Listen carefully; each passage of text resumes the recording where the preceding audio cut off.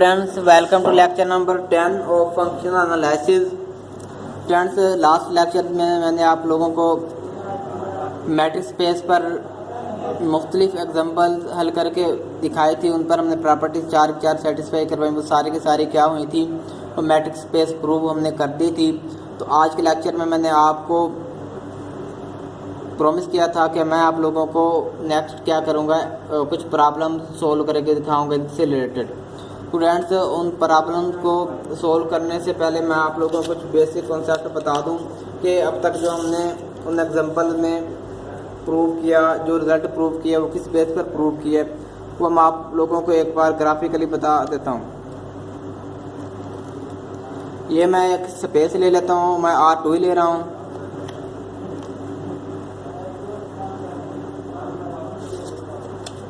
ये R space हमने ले ली, R2 मतलब R क्रॉस R ले ली। फ्रेंड्स इसमें कुछ मैं पॉइंट्स ले लूँगा, एक पॉइंट हो गया, दूसरा पॉइंट हो गया, और ये क्या, ये तीसरा पॉइंट हो गया, और ये एक और मैं पॉइंट ले लेता हूँ इनके अलावा। तो मैं ये कहता हूँ कि अगर ये मेरे पास P1 है, ये P2 है, ये P3 है और ये P4 है। स्टूडेंट्स हमने जो फर्स्ट प्रॉपर्टी इस पर डिफाइन करवाई थी वो ये थी कि कोई से दो पॉइंट्स हैं, उनके दरमियान अगर डिस्टेंस लेंगे तो वो हमेशा या तो ज़ीरो आएगा या फिर ग्रेटर दैन ज़ीरो आएगा। फ्रेंड्स अगर तो हम डिस्टेंस लेते हैं एक ही पॉइंट का, उसी पॉइंट से, मतलब अगर हम P2 का P से ही ले लें, अगर P3 का सिर्फ P3 से ले लें तो हमें पता है कि डिस्टेंस यहाँ पर ज़ीरो ही है। मैं ले लेता हूँ P2 का P2 से ही, हमें पता है डिस्टेंस यहाँ पर ज़ीरो है। तो डिस्टेंस तभी ज़ीरो होता है if and only if two points are equal, मतलब एक ही पॉइंट का डिस्टेंस वहीं से लेंगे तो ज़ीरो आएगा। स्टूडेंट्स दूसरे नंबर पर जो प्रॉपर्टी है वो ये है कि अगर तो ये पॉइंट्स एक जैसे नहीं है, मुख्तलिफ हैं, अगर डिफरेंट पॉइंट्स हैं तो उनका जो डिस्टेंस आएगा, मैं ले लेता हूँ कि मेरे पास P2 और P3 हैं, तो इनका डिस्टेंस ग्रेटर दैन ज़ीरो आएगा। डिस्टेंस हमेशा जो होता है वो पॉजिटिव प्रॉपर्टी होती है, नेगेटिव प्रॉपर्टी नहीं होती, नेगेटिव वैल्यू प्रॉपर्टी नहीं है। स्टूडेंट्स जो तीसरा हमारे पास प्रॉपर्टी थी वो थी सिमेट्रिक प्रॉपर्टी, मतलब अगर मैं इसका डिस्टेंस यहाँ तक माप लूँ या फिर इसका डिस्टेंस यहाँ पर माप लूँ, मुझे पता है कि डिस्टेंस एक ही होगा। फ्रेंड्स अगर हम P2 का डिस्टेंस P3 से ले लेते हैं, या फिर हम P3 का जो यहाँ पर D लिखना था, जो P3 का डिस्टेंस है अगर वो P2 तक ले लेते हैं स्टूडेंट्स, वो हमें पता है कि वो हमेशा इक्वल होगा। तीन प्रॉपर्टीज़ हो गई। तो स्टूडेंट्स क्या है कि उसके बाद हमने वो क्या है कि ट्रायंगल इनइक्वालिटी की बात की। ट्रायंगल इनइक्वालिटी की हमने यूँ बात की कि इनइक्वालिटी क्यों कहा, इनइक्वालिटी यूँ कहा वो इक्वल हो भी सकता है, नहीं भी हो सकता। अगर तो हमारे पास जैसे कि ये तीन पॉइंट्स दिए गए हैं, ये एक ही लाइन पर लाई कर रहे हैं, स्टूडेंट्स हमें पता है कि यहाँ तक जो डिस्टेंस होगा वो बराबर होगा ये डिस्टेंस प्लस ये डिस्टेंस, मतलब जो डिस्टेंस ये होगा पूरा डिस्टेंस हमने तो पूरा डिस्टेंस मालूम करना है इनके दरमियान। तो डिस्टेंस जो होगा P1 का डिस्टेंस जो P3 से होगा स्टूडेंट्स, वो फिर बराबर होगा distance of P1 from P2 और प्लस इसमें करेंगे distance of P2 from P3। Students इस तरह से हम ये डिस्टेंस लेंगे और ये बराबर होगा। स्टूडेंट्स अगर यूँ हो सकता है कि कोई पॉइंट इस लाइन से बाहर पड़ा, यहाँ पर नहीं पड़ा। एक मिसाल की बात है कि मेरे पास ये तीन पॉइंट्स हैं, इनका अगर डिस्टेंस मालूम करना, मैं यहाँ पर लाइन लगाऊंगा, इनका शॉर्टेस्ट डिस्टेंस ये है, इनका शॉर्टेस्ट डिस्टेंस ये है, इनका शॉर्टेस्ट डिस्टेंस ये है।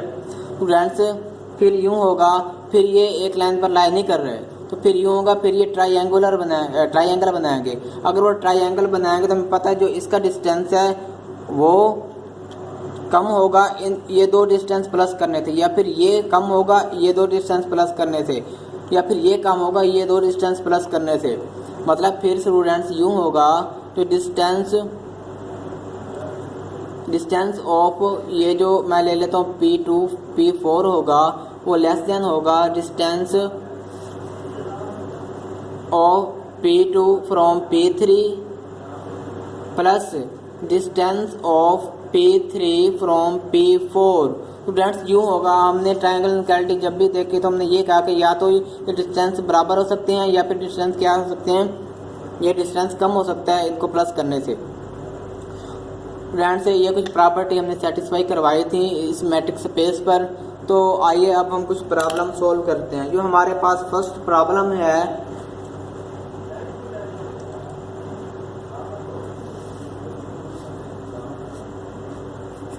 वो है जी प्रॉब्लम नंबर 1।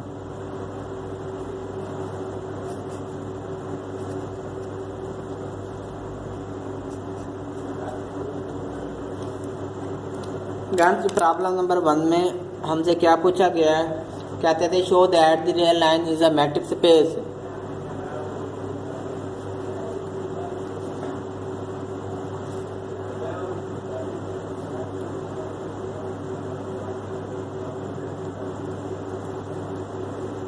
स्टूडेंट्स आपको अगर याद हो को पिछले लेक्चर में मैंने आप लोगों को रियल लाइन को मैट्रिक्स स्पेस बना दिया था, जो हमने फर्स्ट एग्जांपल की थी। तो ये तो ऐसे समझो कि हमने ये एग्जांपल पहले की हुई है। अब हम आते हैं सेकंड एग्जांपल पर, प्रॉब्लम पर।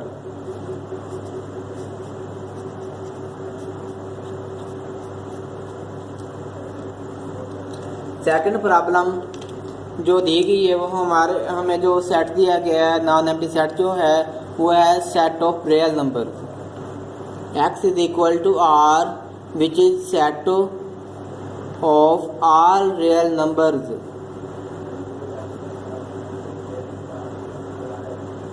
Set of all real numbers. और इस पर जो मैट्रिक का जो डिस्टेंस का जो फंक्शन डिफाइन करवाया गया है स्टूडेंट्स, वो है हमारे पास डिस्टेंस फंक्शन है। कोई भी अगर हमारे पास दो पॉइंट हैं,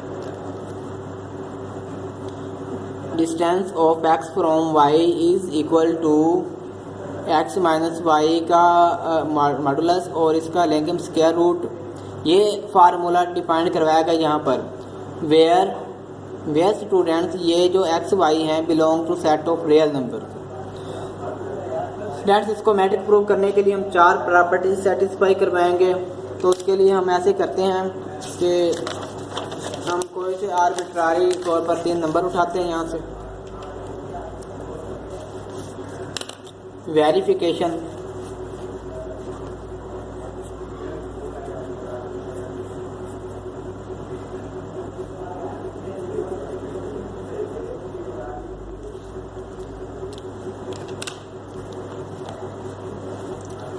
for all x y z belong to set of real numbers. M1 metric 1 property जो है students we know that from previous results x minus y mod is less than और equal to 0, so that students x minus y इसका mod और इसका अगर हम square root लेंगे वो भी ग्रेटर देन और इक्वल टू 0 होगा। So our metric 2 property is satisfied. M1 is satisfied. Students अब हम आते हैं नेक्स्ट प्रॉपर्टी पर।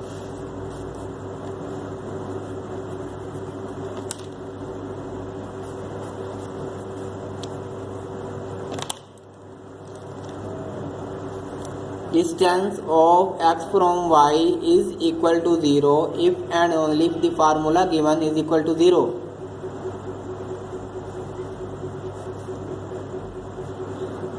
If and only if x minus y mod is equal to 0. If and only if x minus y is equal to 0. Friends अगर दो numbers हैं, अगर उनका डिफरेंस जो है वो 0 आ रहा है तो it means that 2 points are equal, x is equal to y. तो from this expression our metric 2 property is obviously satisfied. M2 is obviously satisfied.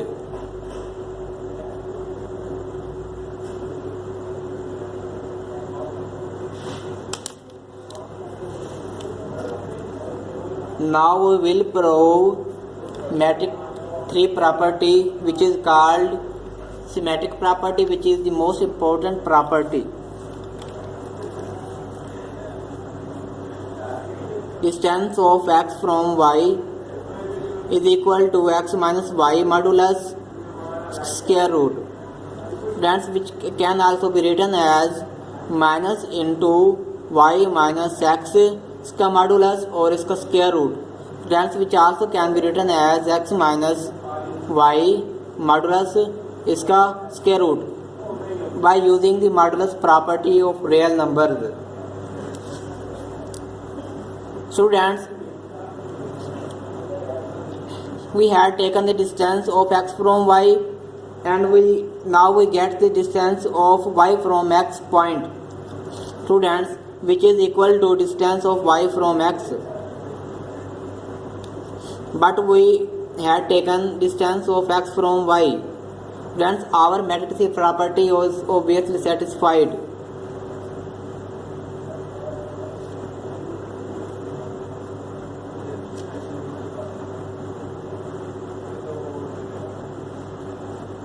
Friends, now we will go to the property number 4, which is called metric 4 property.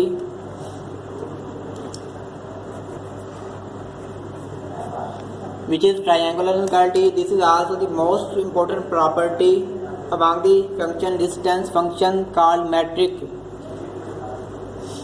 Friends, distance of x from y, which is given as x minus y का modulus और इसका square root.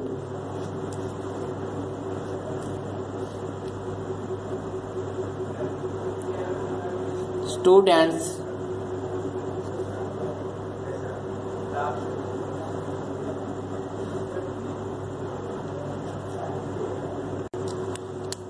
we will prove triangular inequality in an other way now, which is difficult to derive formula for this triangular inequality.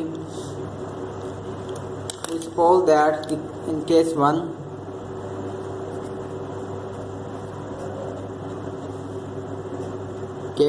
students,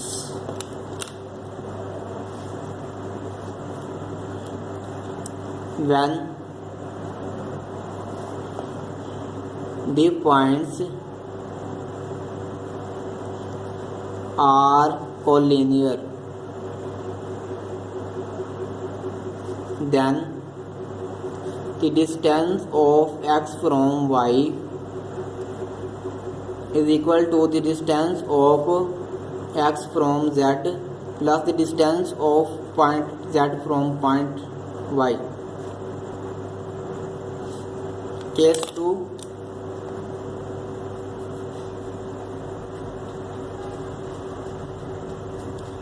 in case 2, students, these 3 points together will make triangular, and the triangle give us a result that the distance of x from y is always less than distance of x from z plus the distance of point z from point y. Friends, from triangle we easily see that. Friends, मैं इसको J1 का नाम दूंगा equation को, और ये inequality है तो इसको मैं J2 का नाम दूंगा. Friends, from J1 and J2, the distance of point x from point y is less than or equal to, या तो स्टूडेंट्स इक्वल हो सकता है या फिर लेस हो सकता है, distance of x from z plus distance of z from y. Friends, our metric 4 property is also satisfied for this given metric formula on the set of R real numbers. M4 is also satisfied.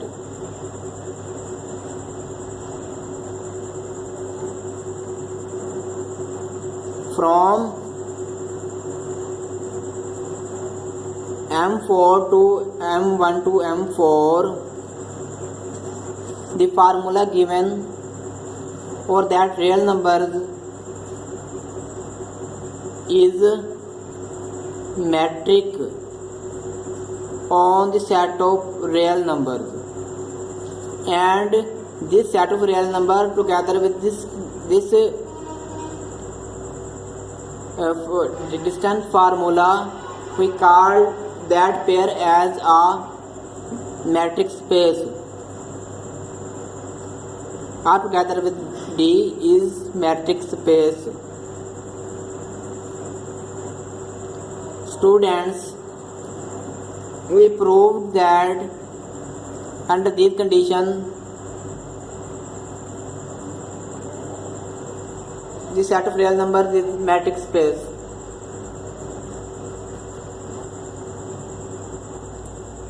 Students, हम मिलते हैं अब next lecture में, तब तक के लिए खुदा हाफिज़।